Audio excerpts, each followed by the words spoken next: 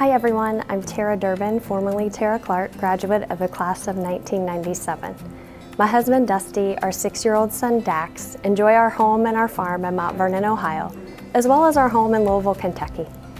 Throughout my years attending Fairfield, I was active in a lot of different sports and clubs. National Honor Society, basketball, softball, cheerleading, Spanish club, Buckeye Girls State. Of course, I was active in our local 4-H club and represented Fairfield on our Highland County Junior Fair Board. Being raised in a small agricultural community influenced my career choice, and I'm honored to serve the Farm Credit System and Farm Credit Mid-America as their Chief Lending Officer, Agriculture. Being a lifelong advocate for agriculture and really supporting our farmers, my role enables me to connect my passion with a purpose, which is to secure the future of rural communities and agriculture. How I hope the Fairfield community continues to grow over the next 100 years? Well, you know, one of the true blessings of growing up in Leesburg and attending Fairfield is not only do the teachers and staff invest holistically in you as an individual, but the community does as well. And this community truly is special. And I know this because I've lived in other places. And the way this community, more importantly, its people, come together to love and support one another in times of challenge, but also celebration, is beautiful. And I've not found this sense of community in any other place. And I hope the unique spirit of the Leesburg community and of Fairfield continues as the world needs more places like Leesburg. Rolling again. Some advice that I'd offer to Fairfield students as they look forward to their future is you will never know what you are fully capable of achieving, and more importantly, what you're capable of becoming, until you throw yourself into the middle of uncertainty, fear of failure, and challenge. And so opportunity exists there. Don't allow fear to keep you from seizing it. My name is Richard Puckett. I graduated in 1952, and I'm retired, live in Goshen, Ohio now. What was your profession? I was an industrial electrician at Ford Motor Company for 34 years. Retired in 98. What activities, sports, or clubs were you involved in? And mostly basketball for several years. And then, is there any of your favorite memories that you want to share with us? Well, I had several good friends. Had good times and bad times in high school. My junior year was a bad year, so just leave most of that out. But the rest of it was all good.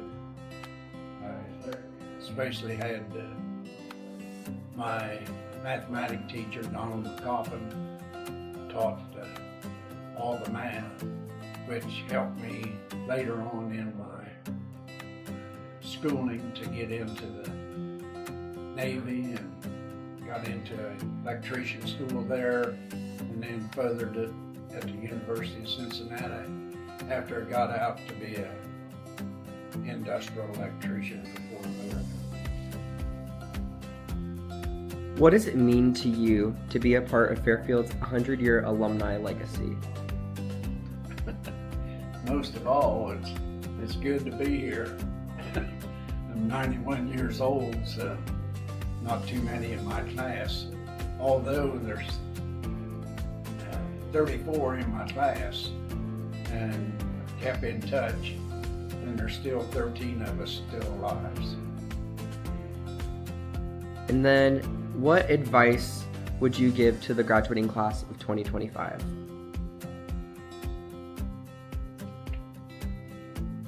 most of all, seek out a profession that you'll be happy with. And don't just go for the money, go for the like of your job or whatever.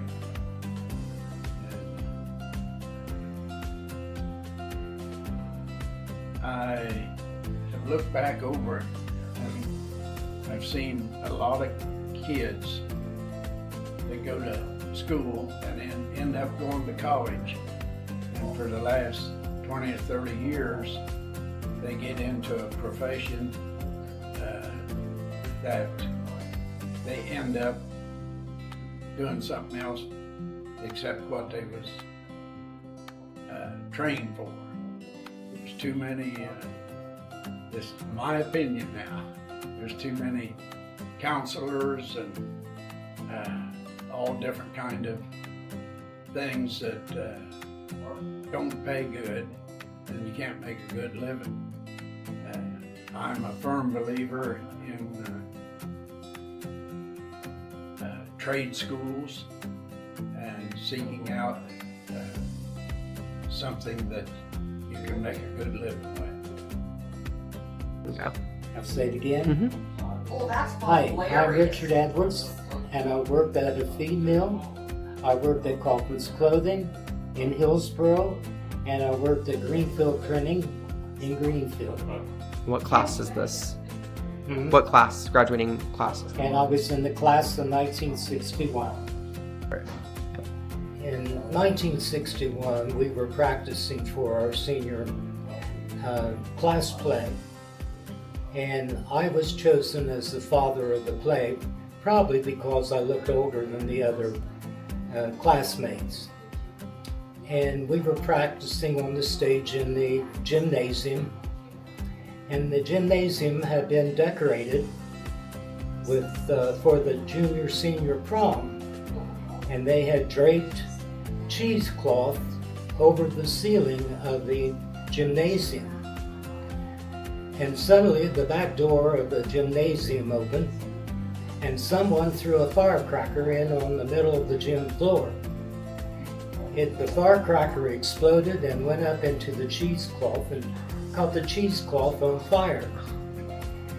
And I believe it was Jerry Noster that fought really quickly, and he grabbed the fire extinguisher and headed for the fire and tried to put it out. Well, it smothered it somewhat, but it kept burning around the edges and spreading on across the ceiling.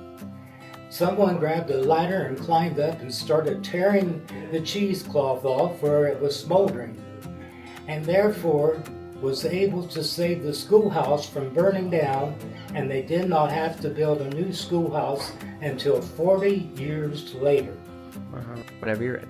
All right, Jim Winter was a teacher of VOAG, FFA, and also taught 9th grade general science at Fairfield in the 70s, 80s, and 90s. A 30-year stretch in there. And it was good because I decided to VOAG. I also got to do the science, so I got to know every person in the class. I had the 9th grade science classes. George Greer and Don Morrow were the superintendent and principal when I first started. And then can you share a moment at Fairfield that made you proud to be a Lion? Oh, there were a lot of moments that made me proud to be a Lion. A lot of times we'd go on trips with our FFA, and when the people would do good, or I'd see a student just getting, progressing from 9th to 12th grade, and every year just knowing that they were going to do better and watching how they did and what they did, it was always special. I just wish I'd have done more of it with more students. I should have started at the beginning of every class and went around the room and had them just talk 2 or 3 minutes every day about what they did at home and, just how they're getting along. I neglected to do that. That was always a regret for every student in the class. I wish I'd have done that. And then can you just talk about what were some highlights of the chapter, during the time that you taught? There were a lot of highlights, a lot of trips. So we'd always go out to Kansas City on a field trip. We'd take 40 people and go out to Kansas for a week, and there'd always be a lot of things happening. And back then, you only needed, no one really wanted, a lot of adult supervision. Well, I guess they wanted it, but it was just always one person, and that was usually the ag teacher. And a lot of times they couldn't believe there was one person with 40 people, but there were a lot of things that always happened on those trips. It always were great life experiences, both positive and negative, but we always got through them, and we always knew how to help each other and have each other's back. With a lot of trips, a lot of contests, it was just a good camaraderie as a group, and hopefully they all learned a little bit from it. What was your favorite class to teach? Well, the VOAG, I just did the science, a few years, but all of the freshmen, all the way through the seniors, all of them, they were all good. It was a good class to teach, and just a lot of experiences. Was there a specific subject that you really liked talking about in class?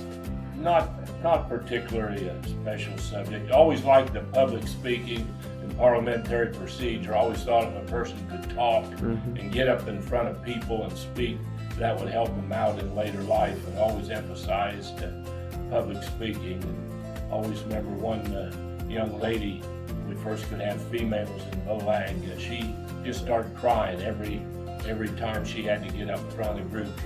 By the time she was a senior, she was our FFA president. And, she could run a banquet, our FFA banquet, and just knew all the rules of parliamentary procedure. She was just great. And then, what advice would you give to the class of 2025? Well, it's all different now. There's so much social media, and just tell them, just be yourself and try and rise above your situation. I always liked the students, I always didn't ever want a student to say, oh, I can't do this, I can't do that, I don't have a home life, my parents have split up. They could all do it. They could rise above their situation if they just worked at it. Just work hard. But I just say work hard now, and just watch what you say and do. And everything you do now is traceable back, but back 50, 60 years ago it wasn't. You could say things and not have them come back to haunt you, but now everything's on tape or email, and so just watch what you say, but just be careful and work hard. Jim D. Cook. I came to Leesburg in 1963. I was hired as a health, phys ed, and driver's ed teacher my first year there. Matter of fact, I got the job because the superintendent was George Greer, and he was my high school basketball coach my senior year. Then he left Jeffersonville, went to Leesburg, became superintendent, and then when I graduated from college in West Virginia, I talked to him and he said that if I could get driver's ed on my teaching certificate, he had a job for me. So I went to Bowling Green State University for 2 weeks, took a driver's ed course, got it on my teaching certificate, and got hired to teach health, phys ed, and driver's ed, and I was hired as the head baseball coach, JV basketball coach, 1964. Then next year, John Burton was the principal, and he quit coaching, so I got the varsity job, basketball. At that time, the only two sports we had was baseball and basketball. There was no girls sports. And then little by little, 1968, we had the gentleman, H.R. Townsend, start the golf team. And then in 72, I believe, Title IX for girls. And we had our first girls basketball team. And then the next year or two, we started softball, slow pitch softball. And then I think a year or two after that, we got girls volleyball. So it went from 2 sports to started increasing, and now we have track, cross country, softball, baseball, golf, girls and boys golf, bowling. So it's evolved from 2 sports to, I had to count them up, from 10 or 12 now over the years. Then in 1972, John Burton left and I became principal. And I was principal from 72 to 1980. And it wasn't a job I enjoyed very much. So I went back to in 80, 81, teaching in half day as athletic director. And I was coaching softball, girls softball my first year, and boys basketball. And I did that until, let's see, I gave up the golf. Well, I coached the golf team too. I gave it up maybe 85 or 6. I coached softball for 13 years. And the 82 team went to the Final Four. We won 3 district championships. And the 82 team went to the Final Four, and my 79 golf team was one of 7 teams that made the state golf tournament. And both my sons, Tim and Chris, played on that golf team. So then, a little below 1992, I had 30 years in, and I decided to give up teaching. And I'd been driving the bus all those years, so I kept driving the bus. Drove it 21 more years, and I taught driver's ed 10 more years. Retired in 2014, and thoroughly enjoyed most of my time. So I taught a class called Social Adjustment for 8th graders, and then it was called Quest. And I'd tell them, you're awful young, but you need to start looking ahead and planning. Find a job that you go to work every day and you enjoy. So, to me, the worst thing you can do is get a job that you hate, and you hate getting up in the morning and going to it. And if you plan things right, go to college, go to Laurel Oaks, go to a trade school. Just do something that you enjoy, and it won't be like a job. And that's the way I felt. 51 years. I went to school almost every day, feeling good about what I was doing. So, Wyatt, Morrow, I know you're in Wellington, you're doing what you enjoy. I'm sure when you graduate, you're going to get a job that you look forward to going to. That's what it should be. My name is Alice Fairley Teeters. I graduated in the class of 1968, and for my career, I taught school at Greenfield for over 42 years, mostly 4th and 5th grades. Kim Campbell Adams, class of 83, and like Alice, been in education. This is year 38. So started my career at Goshen Local. I did 5 years teaching at Highland Elementary. Still in education. Susie Diatley, still Diatley. 1978, I started out working at Highland Landmark in Hillsboro. Then I went to Bob Brothers for 13 years, and I started working for Fairfield Local as the assistant treasurer in 1997, and I'm still there and hope to retire September 1st, 2026. Jackie Roberts Hamilton, graduated in 1974. I am employed for Greenfield Schools as a bus driver, and this is my 30th year. I also sell real estate, and I also worked at Bob Brothers, and they hired Susie to fix what I had done wrong. My name is Tammy Mason. I graduated with Susie in the class of 78. I have been in the food industry all my life. I just retired December 20th from Shoelaces Catering, where I had worked for 15 years. I'm the proud great mamaw beau of 4 beautiful babies. 3 babies, and 1 6-year-old great-granddaughter. And that's about it. You're ready. The proudest part of being a Lion was being a part of the greatest drill team there is, the Lionettes. And your piece of advice. Oh. Stand strong. The proudest part of being a Lion for me is the bond of friendship that is carried with me throughout the years. We had 42 in our graduating class, and to this day, the bond of friendship is still there. And the best advice I can give is anything and everything you say is out there. And so be careful with your words, just in your personal group or in the public or wherever. Just be conscious of what you say. My proudest moment or memory of being a Lion is being on the basketball team and the softball team, and the friendships.